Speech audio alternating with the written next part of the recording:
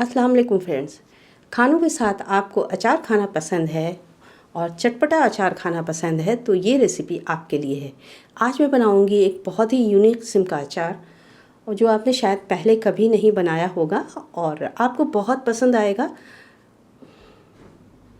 तो एक बहुत ही नए तरीके का अचार मैं बनाने वाली हूँ। तो चलिए रेसिपी शुरू कर लेते हैं। ये लिया है हमने बंगाली अरवी, तो ये 400 ग्राम हमने लिया है और आप देख रहे हैं ये बड़ा सा है, एक कंद की तरह ये होता है और इसको आम ज़बान में बंगाली अरवी कहते हैं। जिस तरह से अरवी इस तरह के साइज़ में होते हैं, छोटे छोटे होते हैं, तो बंगाली अरवी बहुत बड़े साइज़ की होती है। तो दोनों का कंपेयर करके मैं आपको दिखा रही हूँ। तो अब इसे किस तरह से बनाएंगे वो मैं आपको बताती हूँ। ये आगे का पोर्शन जो थोड़ा सा ब्लैक हो जाता है उसे काट के हटा लेना, और पीछे का भी जो ये सफ़ेद वाला हिस्सा है ये इसका स्टेम है, तो इसे भी थोड़ा सा काट के हटा लेना है और अब इसे छोटे टुकड़ों में काट लेना है। तो मैंने इसे राउंड स्लाइसेस में काटे हैं, तकरीबन 1 इंच मोटा हमने राउंड स्लाइस इसके बना लिए हैं। और अब हम इसे बॉयल करेंगे जिस तरह से आलू बॉयल करते हैं ना, बस बिल्कुल उसी तरह से करना है। तो एक प्रेशर कुकर में डाल देते हैं और इसे हमें 5 से 6 मिनट तक लो मीडियम फ्लेम पर प्रेशर कुक करना है। थोड़ा सा पानी डालेंगे, बहुत ज़्यादा नहीं, तकरीबन हमने 1 कप पानी डाला है। और अब इसे प्रेशर कुक कर लेंगे, यानी कि हमारा ये बंगाली अरवी जो बहुत अच्छी तरह से गल जाना चाहिए। तो जब प्रेशर रिलीज़ हो गया तो इसे हमने छान लिया है, थोड़ी देर तक इसे ठंडा होने दिया है। उसके बाद हमने छील के इसे मैश कर लिया है। तो छिलके हटा दिए जिस तरह से बॉयल आलू के छिलके हटाते हैं, और इस तरह से मैश कर लिया है। एक साइड रख लेते हैं इसे। इसमें बहुत कम मसाले जाते हैं, बहुत अलग तरह के मसाले जाते हैं, जो आम अचारों में पड़ते हैं वो मसाले बिल्कुल नहीं जाते हैं। तो फ्रेंड्स, हमने लहसुन ले लिया है और ये सरसों का तेल है और ये लाल सूखी हुई लाल मिर्चें हैं। तो हमने कितना लेना है तो मैं आपको बताती हूँ। हमने 2 बड़े पॉट ले लिए हैं लहसुन के और 6 से 7 लाल मिर्चें लेनी है। अगर आप ज़्यादा तीखा खाते हैं तो कुछ मिर्चें बढ़ा दीजिए। तो इसमें बेसिक मसाले बस यही 2-3 जाएंगे, इसके अलावा कुछ भी नहीं जाएगा और इसका टेस्ट बहुत यूनिक होता है। एक बार आप मेरे कहने से आप इसे ट्राई करके देखिए। साथ ही मैंने इसमें कुछ हरी मिर्ची भी डाल देनी है। तो 7-8 हरी मिर्चें हमने ले ली हैं। आप हरी मिर्चें ज़्यादा खाना चाहते हैं तो ज़्यादा भी डाल सकते हैं। तो 400 ग्राम के हिसाब से इतनी चीज़ें हमने ले लेनी है। और हमने मस्टर्ड ऑयल 200 ग्राम लिया है, 200 ml लिया है। तो लहसुन को हमने छील लिया है, छिलके उतार लिए हैं और हरी मिर्चों को छोटे टुकड़ों में काट लिया है।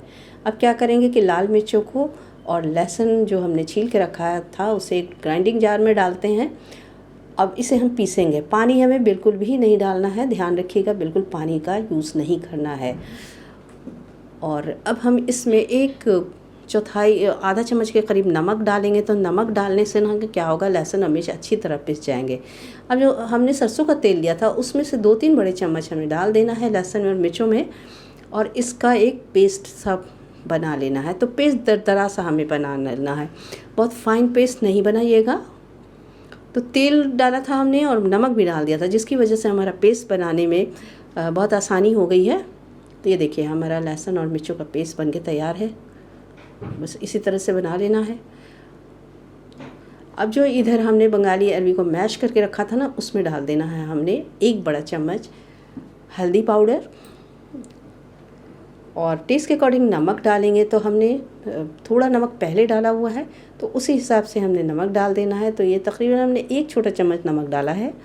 नमक ज़्यादा कम जैसा भी आपका टेस्ट हो उसके अकॉर्डिंग डाल सकते हैं।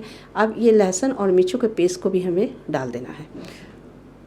तो अचार का जो एक मसाला हम बनाते हैं अमूमन, आम का अचार, कटहल का अचार, मिर्चों का अचार, तो उस अचार से ये मसाले बिल्कुल अलग हैं।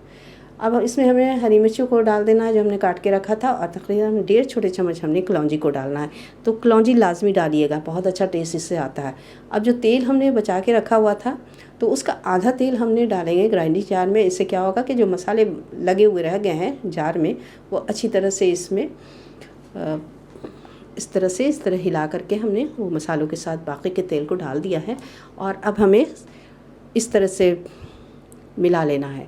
तो हमने जब भी हम सरसों का तेल यूज़ करते हैं, जो बहुत से लोगों को पसंद नहीं होता है इसकी स्मेल, एक पंजेट स्मेल होती है। तो इसकी वजह से क्या करते हैं कि सरसों के तेल को बहुत गर्म करके और फिर ठंडा करके अचार में डालते हैं। लेकिन यहाँ पे क्या करना है कि हमें डायरेक्टली ही सरसों के तेल को डाल देना है। तो सरसों के तेल का जो एक यूनिक स्मेल होता है ना, एक फ्लेवर, वो इस अचार में आता है। और चूँकि ये बंगाली अरबी है, खाने में हल्का सा ज़बान में लगता है, तो उससे पहले क्या करना है कि हमें इसे धूप में रखना है।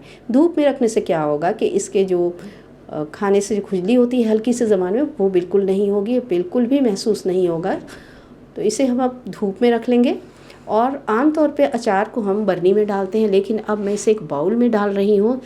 तो अब वीडियो को लास्ट तक देखिएगा, मैं इसे बाउल में क्यों रख रही हूँ फ्रेंड्स, मैं आगे आपको बताऊँगी। तो अचार को इस तरह से हमें ढक देना है। अब इसे धूप में हम इसे 2 से 3 दिन तक रखेंगे। तो धूप हमारी तेज़ होनी चाहिए। तो इस तरह से ढक करके बाउल को हम रख देते हैं धूप में। और बहुत जल्दी बनता है ये, 3 दिन के अंदर अचार बन के तैयार हो जाता है। ये लीजिए, हमने धूप में रख दिया है। 2 दिन के बाद इसे खोलते हैं हम। तो अब देखिए 2 दिन के बाद इसका कलर और टेक्सचर बिल्कुल चेंज नज़र आ रहा है। और जब मैं चम्मच से उठा रही हूँ ना, तो ये हल्का हल्का फर्मेंट हुआ है। तो फर्मेंटेशन की वजह से इसमें हल्का सा खटास आ गया है। तो आपने देखा होगा कि अचार में हमने कोई खटाई नहीं डाली है। तो फर्मेंटेशन की वजह से ही खटास आता है, जो कि अचार को एक बहुत अच्छा यूनिक सा मज़ा देता है। अब हम एक साफ़ और सूखी बर्नी को ले लेते हैं, और ये बर्नी एयर टाइट होना चाहिए। अब हम इसमें स्टोर करेंगे।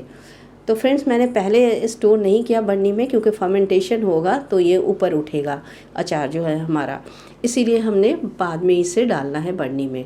अब जो बचा हुआ तेल था उसमें से आधा मैं डाल दे रही हूँ इस जार में, यानी 2 जार में हमने भरे हैं अचार को। तो दोनों जार में ऊपर से थोड़ा थोड़ा सरसों का तेल मैं डाल दूँगी।